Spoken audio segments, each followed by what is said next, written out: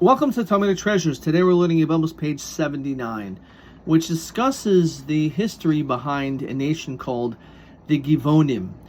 In the times of Moshe, they approached him and tricked him, saying that they were coming from a far nation, far away, and they wore special worn-out clothing to give that impression. But it turned out that they were not who they said that they were. And this also happened in the times of Yeshua, a similar story. And because of this, we find that they are not allowed to enter into the Kahal Hashem.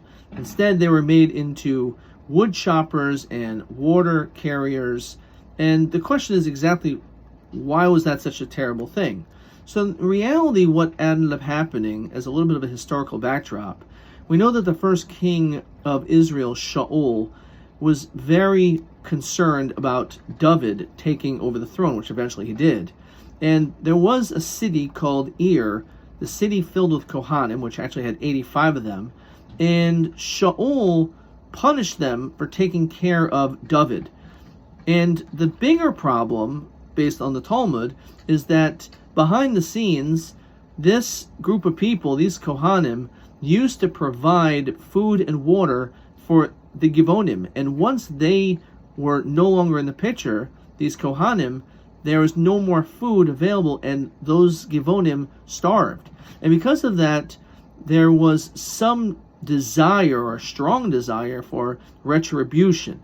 And the Givonim turned to David and said, "We understand that there is a 3-year famine, and that the only way that this famine will be removed from God is only in a situation where you will be able to do something that we request." So David said, "What is it?" Because obviously it's a major problem. We have this famine. So they said, "We want you to give us 7 of King Shaul, or Shaul from the past, 7 of his children. And what do you want to do with them? We're going to have them killed and hung." And on this, David begged for them to reconsider, that they should instead somehow accept their forgiveness and not ask that this should be done. However, the Givonim refused. They said this is the only option. And it turned out that they ended up hanging 7 of Shaul's children, as the Talmud discusses. But on this, David realized, he said, these should no longer be people that are embraced as potential converts, or for those to potentially come in and to marry into the Jewish nation. Because, as David says, there are actually 3 qualities that every Jew is supposed to possess. Rachmanim, Baishanim, Goim Lechasadim. Namely, to be compassionate people, to not be show-offs, but rather to be humble and a bit shamed to want to show off, and also someone who shows chesed, great acts of kindness. And David said, clearly these are not people that show any compassion. They're extremely cruel. After all, those children didn't do anything wrong.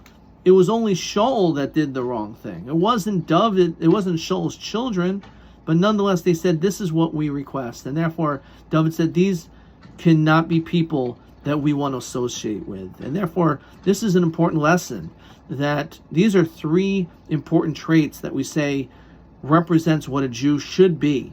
And obviously, these are 3 traits that we need to try to embrace, to be constantly compassionate, to always think of ways to be able to be a little more humble in spirit, and also to always show as much kindness as possible.